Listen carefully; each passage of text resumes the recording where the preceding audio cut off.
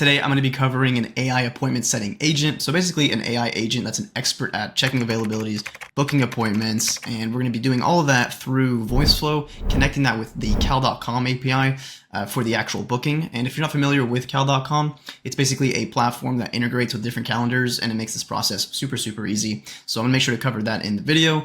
And a few months ago, I actually posted a very similar video for appointment setting in Voiceflow, but it was using make.com and there was a bunch of stuff going on in there. So this is a much more refined version of that. It makes everything super, super seamless. And if you're brand new here, my name is Elliot. I'm the CEO and founder of ManyFlow AI, which is my AI agency where we build these exact type of solutions for business owners. So with all that being said, I'm just going to get into it. So this is the Voiceflow configuration. As you can see, it's not that long, but what's going on inside of these agent steps and in these nodes is super, super powerful. So I do want to mention that I'm actively working on my school community. I just started building it where you'll be able to download these templates, but it's not ready yet. So what I did is I actually linked a form down below in the description. Fill out the form to be added to a waitlist, and then you'll be notified when my school community is ready and up and running. So if you're interested, fill out that form, add it to the waitlist, and then you'll have access to a bunch of templates. So going back to the beginning of the flow here, I added a set step. All we were doing is setting an API key. So we're gonna go to cal.com, super simple, just make an account, sign up with Google, and you're gonna wanna go to event types, create your first event first before you get your API key. Create your event. You're gonna wanna go to settings down here, click on API keys, and then you're just gonna add a key here, name it whatever you want, add an expiration date if you'd like or not, click save, and then you're going to copy that exact API key and you're going to paste it into the set step. We're just setting this variable here. So to get this thing actually started, we have an intro message. So for this use case, for this example, it's going to be a spa. It's going to be a completely fake spa that ChatGPT helped me write. I guess gave me the name of the spa. And then it's going to basically go through a form of buttons, which are basically spa treatments. So I kept it quite basic. You click on whatever treatment you want. This will go to a condition depending on which treatment was selected, it'll go to specific event IDs. Now for the event IDs, you're going to want to go back to cal.com. You want to go to your event types that I mentioned earlier, click on it, and then in the URL here, you'll actually see this number. That is your event type. So you want to copy that, paste it into your set step. And the reason why I did 3 here, and as you can see, mine are all the same, is because I wanted to add a little bit of flexibility if you wanted to connect multiple calendars. Because for example, what if, Amy, she only does the full body massages? Well, then it'll go to a different calendar. It'll go to her calendar. Maybe Jane only does back treatments. So depending on what the user selected, it'll go to specific people's calendars. So for me, I just use the same event ID for all 3 of them, but you could use 3 different calendars or 3 different event types, however you want to do it. And you could also have multiple API keys, maybe for different accounts. You could add this, you could add a lot more customization to this if you'd like to. So this is our first agent. This is be the most easiest one, the most basic one. All this is doing is grabbing some information from the user, right? We're basically asking to get the name, get the email, and then just get that confirmation. And here is the treatment that they selected if they want to have a little chat and just tell them, hey, good pick, you did the right thing here. See, for example, great choice on the treatment type. Just to give a little bit of personality on this. So once we get the actual, I did forget to mention, once you get the name and the email, it's going to go through the success path. Click on that, and you can see that trigger this path when the user has provided their full name and email and confirmed it's correct. And that the required variables is the name and the email. We need those 2 variables to move forward. So that is when the AI will know to trigger the success path. Cool, so now getting into the actual booking is going to be everything from now on. All of this was just grabbing information, setting some things, but now the really important thing is actually booking the appointment. So here we have a function. We just want to drag the function step here, and it's basically just JavaScript to give us the current time and day. That is basically all this is doing based on this input, which is a time zone, and it's going to give us the current date, the current day of the week, current date. That is all this is. There's no APIs in this. It's just basic JavaScript to give us the current date. We want to feed the AI to know what day it is right now, what's going on right now, so it knows which days to check in the calendar. So that's super important. And you can see here, our output, we have current date. Now this is going to be plugged into this next step, which are variables. We're setting 2 variables here. We're creating a start time and creating an end time. The start time is basically taking the current date from the previous step and it's adding an extra day to our current day. So that is where it's going to our start time. Our AI is going to have access to the first day where we can have an appointment. We don't want to do it the day of, we want to do it the next day.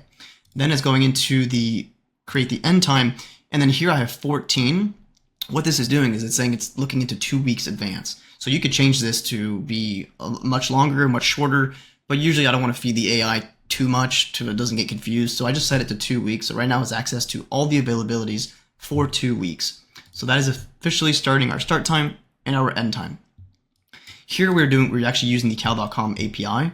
Here we're plugging in all of our previous variables from the previous steps, right? We have the event ID, this 30 minutes, I believe this is optional. If you could see, we have a 30-minute meeting. You could just type in 30 minutes or however long it was. But the most important thing is that it's taking the API key and it's taking the actual event ID. And it's grabbing all those availabilities and saving it into this variable. And then we're going to be feeding that variable to this agent. This is the actual main agent that is super, super powerful. So if I go to edit agent, you can see the prompt here. Essentially what this is doing is having a conversation back and forth until the user agrees on a time that works and that is available. So there's no more make.com calling back and forth, checking days. It has the entire payload of the 2 weeks availabilities, and it's just saying yes or no, what's available, and offering different times. So you can look at the prompt. If we go down to our input data, I gave it everything it needs here to check the availability. So I'm actually going to do a quick test so you can see how this looks, and then I'll just end it and go over the rest in just a sec here. I'm going to click on run. I'm going to start the conversation. We're setting our API key. Now we're going to get our options for the buttons. I'm going to click on back treatment. Goes to the condition. That's just for Jane, and then asking for my first and last. So I'll just give it my name here. I'll give it an email as well. It's about to ask for my email.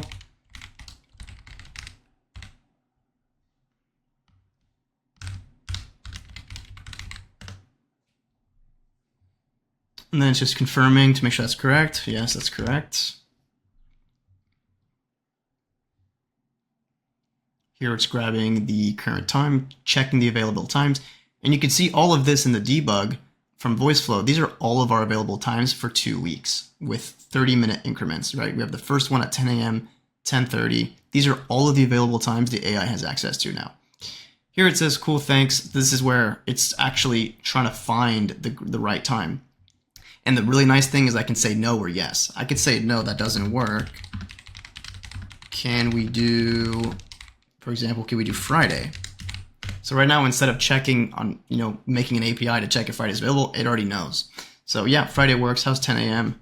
No, let's do 3 p.m. It's checking for 3 p.m. Make sure that works. All right, I've got you for Friday, May 30th at 3 p.m. Does that work for you, or do you want a different time? So yeah, that's good. Click on yes. It'll then go to this step, which I'm about to cover right now. Here, what it's doing is we're setting a variable with a prompt. We're not just hard coding something. We're using AI to actually create the variable for us. So if I go to the prompt here, this is mostly boring stuff. This is mostly just kind of changing the format for an API to make the booking to work better, right? Based on the availability provided, the user below, and the time the user confirmed, output a date and time that the user selected, available times, user confirmation. These are all variables that we previously set. Only output the timestamp in ISO format, nothing else. Do not include the Z at the end. So this is going to be feeding into an API, so it's really important that the format is correct. That's all that is doing. This goes into the, I don't think it's going through an API. It's going directly into JavaScript to just convert the selected time. That's it. And then that's going to go into the API. If I take a look at the function here, yeah, all we were doing is just converting that time. And then this is the cal.com API again. However, this time it's actually booking the appointment. Click on edit function. We could see that it is making the API call, grabbing the name, email, all of our previous API, all of our previous variables, and then we just get a message at the end. So let's just run this into full effect really quickly. We'll start over. We're going to do full body treatment. And then we'll do my first and last name. We'll do a different last name just to check. Oop. And then we'll do my email.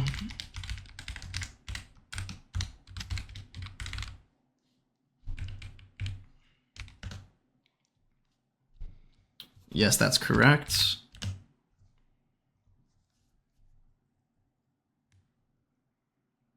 Grabbing all of the availabilities.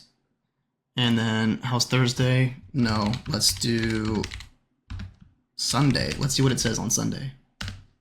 Maybe they'll say they're closed, maybe they won't. We're actually closed on Sundays, but I can get you in on Monday instead. How does that sound? Perfect. Yes. And just to confirm, yes, that's correct. They're locking me in for 10 a.m. Goes through the book meeting, goes to the API, and we get the message all set. So now if I check my calendar, we can see my appointment is set in my calendar here. And then I'm also going to pull up my email. And this is the email I just got 0 minutes ago. This is the exact date, Monday, June 2nd, 10 a.m. to 10:30 a.m.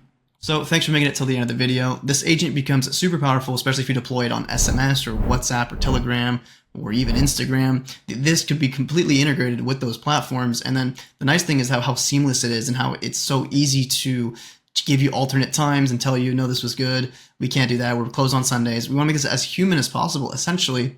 So when you do deploy it on those platforms, people wouldn't even know, depending on how you prompt your AI. So if you enjoyed the video, make sure to leave a like, subscribe, comment, whatever you guys want to do. And of course, check out my form in the description down below if you want to be added to the waitlist for my school community. So with all that being said, I will see you guys all in the next video.